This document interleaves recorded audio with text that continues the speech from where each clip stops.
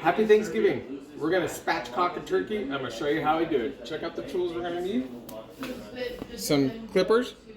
These scissors last year were too flimsy and we couldn't make it through 2 of the ribs. So we went ahead and bought these this year to try to make it a little easier.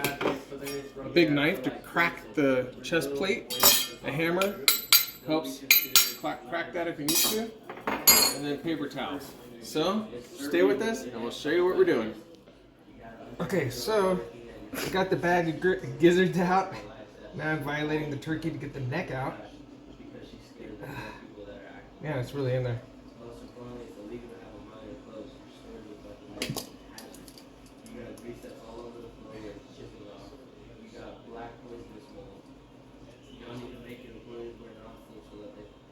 Hit the pause. We're gonna spatchcock this bird. First thing we're gonna do is we're gonna cut out the spine. Okay? So I got these shears, and we'll see if my hands are strong enough to do it.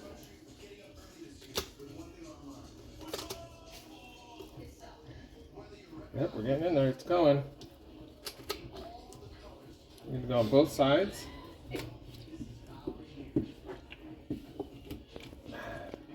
We did scissors last year, and it didn't really work because it was not strong enough. But this is doing the trick. It's getting in there.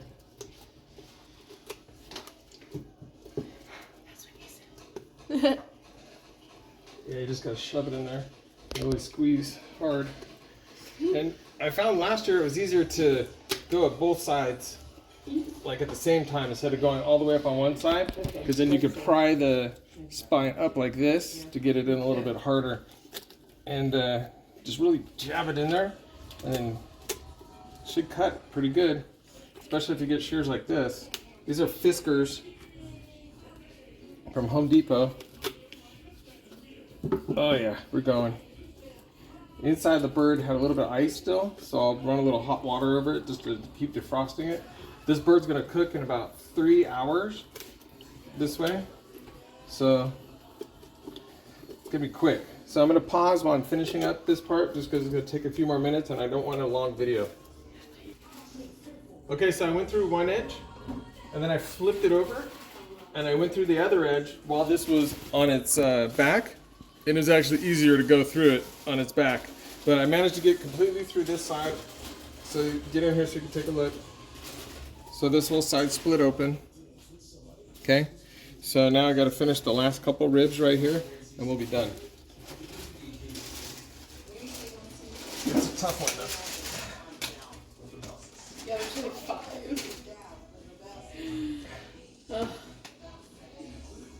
All right, there we go. That's the spine. You can save this, boil it down with all your other ingredients here, the neck and the other parts to make, and be careful, these bones are gonna be super sharp. So then you're gonna flip it over a little bit like this, and you're gonna grab a big knife, and you're gonna put it right on the sternum, just like that. And it says to crack the sternum from this side, so I don't know how I'm gonna get in there to do that, but let's see.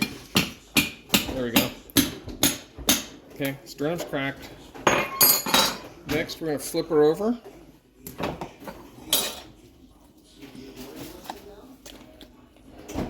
Let's go a little bit more there. Okay, watch your hands because these bones are sharp. Flip it over, just like that. Lay it flat, as flat as you can. And then you're going to break the sternum open, like you're giving it CPR. Just like that, and get it flat. You want to get it as flat as possible. Good. All right, that's really good. So the next step, we're going to boil some hot water, and then we're going to pour it over this turkey to suck in all the fat and tighten the skin, so when you cook it, it's going to brown. Okay, so we'll pause it, and then we'll go to that. The only thing to do here would be to have a large plastic cutting board. We don't have a large plastic cutting board, so I had to use this wood one, so we got to really disinfect it. But then you want to pour the hot water on the bird to soak up, and it's gonna slide down in here, but the sink's clean. But we're gonna tighten it up. You can see the skin tighten up as I do it. Watch the wrinkles. Okay, see it tighten up? That's what you want. You want it all nice and tight because then it's gonna crisp up. What I'm doing is melting and rendering that fat down a little bit under the skin, and that's gonna make a nice crisp bird. And it's gonna be the juiciest bird you've ever eaten. So we're gonna take it out from here. Next step is we're going to pop it into this pan over here. Fill this pan. This pan, and this is a little bit small for what you need. Usually you want to use a big metal pan with a broiling rack, but we don't have one that big. So I'm going to try to force it into here, and then I'll show you what it looks like when we're popping it in the oven. Alright, so you're just going to gently go across the whole bird with some cracked salt and pepper. Nice and easy. That's good on that side. Maybe a little more over here by the leg. And then I put rosemary, I put carrots and onions underneath the bird. And I put rosemary and carrots on the top of the bird. Then we'll do salt and pepper. I actually went under the skin and I made some butter nipples. So you just shove the butter up under the skin right there after you boil it. Did you say butter nipples? I did say butter nipples. Alright, then it goes in the oven.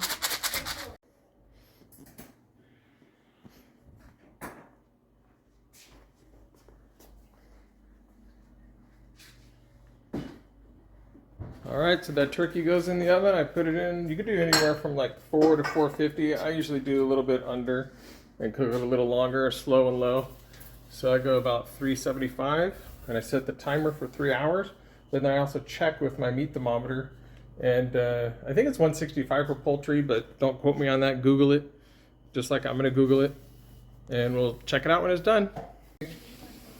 We're at the 1 hour mark. It's already starting to look nice and brown. I'm going to baste it like every 20 to 30 minutes now. And what I'm using right here is just some chicken broth. And then it'll go down in the pan, and then I'll just use the pan juices next time.